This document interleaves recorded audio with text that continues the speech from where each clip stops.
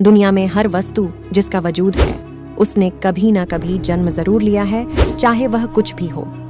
हमारी धरती का भी कभी जन्म हुआ था, हालांकि यह घटना बहुत पहले घटी थी।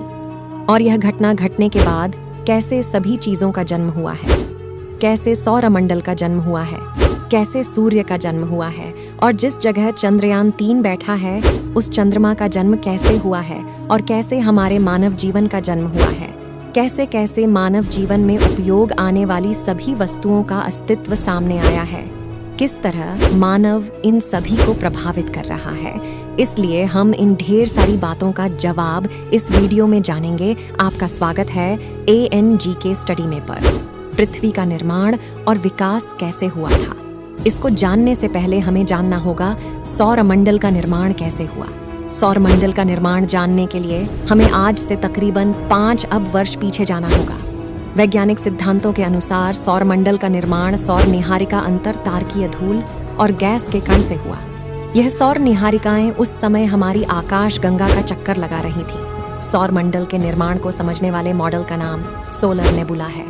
इस मॉडल के अनुसार सौरमंडल का निर्माण अंतर तारकीय धूल और गैस के बड़े घूमने वाले बादल से हुआ, जिसे वैज्ञानिक भाषा में सौर निहारिका कहते हैं। यह सोलर नेबुला बिग बैंग 13.8 अरब वर्ष पहले के तुरंत बाद बने हाइड्रोजन, हीलियम और भारी तत्वों से मिलकर बनी थी। आज से तकरीबन 4.5 वर्ष पहले हमारी आकाश गंगा में एक सुपरनोवा विस्फोट हुआ, जिसने इस सोलर नेबुला पर भी अपना प्रभाव डाला।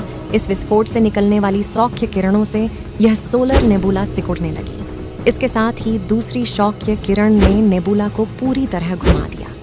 धीरे धीरे नेबुला की घूर्णन गति तेज होने लगी, जिसके परिणाम स्वरूप एंगुलर मोमेंटम, ग्रेविटी और इनर्टिया नेबुला को प्रोटोप्लैनेटरी डिस्क में बदल दिया, जो पूरी तरह से समतल थी। इतने बड़े बदलाव के कारण छोटे छोटे कण एक साथ इकट्ठा होने लगे, जिससे बड़े बड़े पिंड बनने लगे। इन पिंडों के कोणीय संवेग से नेबुला के केंद्र की परिक्रमा करते हुए कई किलोमीटर आकर के प्रोटोप्लैनेट बनने लगे। इस प्रक्रिया को होने में लाखों वर्ष लग गए। नेबुला का सेंटर शक्तिशाली एंगुलर मोमेंटम ना होने के कारण जल्दी ही ढह गया। इसके बाद जब तक हाइड्रोजन का हीलियम में परमाणु संलयन शुरू नहीं हुआ, तब तक संपीड़न इसे गर्म करता है और हमारे सौरमंडल में तापमान ऊपर नीचे होता रहता है और इसका निर्माण होता गया। अब जानकारी लेते हैं सूर्य का निर्माण कैसे हुआ। नेबुला के केंद्र में अत्यधिक संकुचन से एक टी टॉरी तारा विकसित हुआ, जो आगे जाकर सूर्य में बदला। यह वही सूर्य है जो हमें आज रोशनी और ऊर्जा देता है। इसी बीच नेबुला के बाहरी भाग में गुरुत्वाकर्षण ने पदार्थ और धूल के कणों को मिला दिया।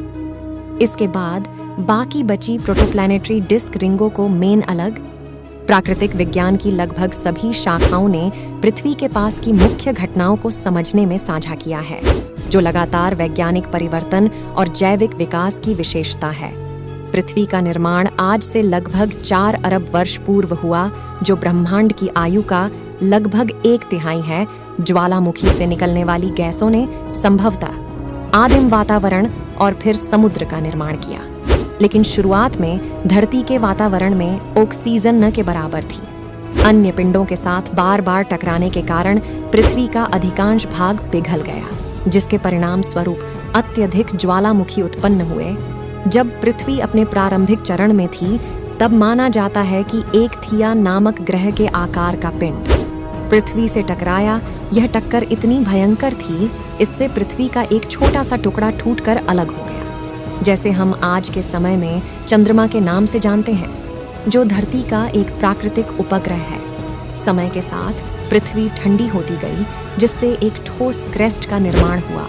परिणाम स्वरूप सतह पर तरल पानी के बहाव के लिए जगह बन गई। पृथ्वी के इतिहास को मुख्यतः 4 युगों में बांटा गया है, जो इस प्रकार से है: हैडियन, आर्कियन, पोटेरेजिक और फेनेरोज़ोइन।